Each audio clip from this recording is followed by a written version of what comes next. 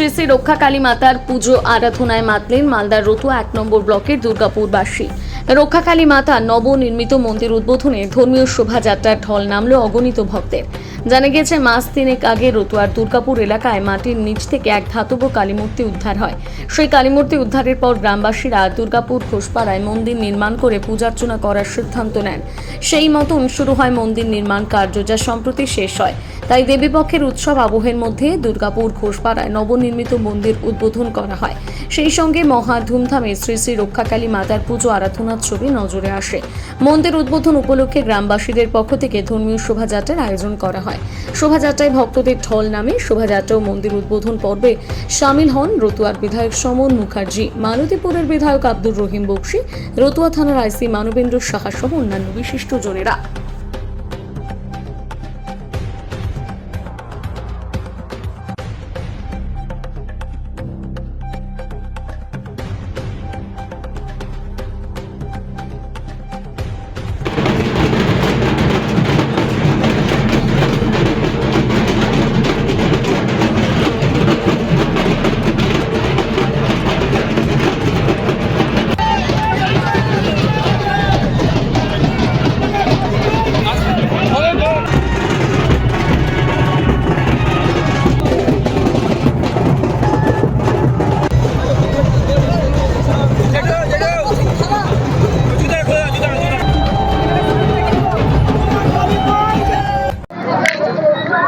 জেসিবিতে এখানে মা রক্ষাকালী কত বছর আগে, কয়েক হাজার বছর আগে কালী মূর্তি উঠল।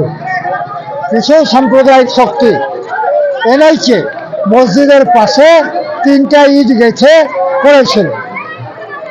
তো আমরা সব ধর্মের বিশ্বাস, ধর্ম যার যা উৎসব সভা আছে। মায়ের প্রতিষ্ঠাতে উপস্থিত আমার রতুয়া ব্লকের প্রেসিডেন্ট, জেলা প্রেসিডেন্ট, আপনার মোশারফ সাহেব, ভাইস প্রেসিডেন্ট, সবাই।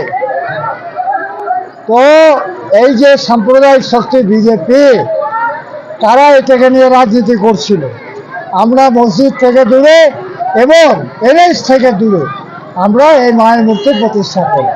আজকে 5346 জন মায়েরা কলেজ যাত্রায় এসেছে। মায়ের রক্ষাকালী প্রতিষ্ঠা হলো।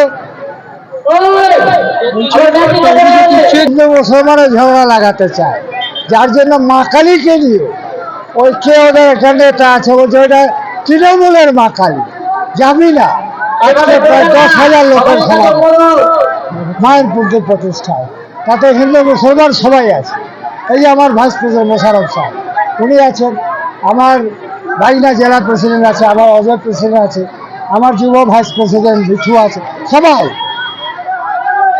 রতুয়ার মানুষের কি একটা উৎসব বাড়লো? হ্যাঁ, রতুয়ার মানুষের একটা পূজা বাড়লো, উৎসব। হ্যাঁ, একটা পূজা বাড়লো। কোন সময় হবে পূজা এটা? ফাল্গুন মাসে। অবশ্যই না,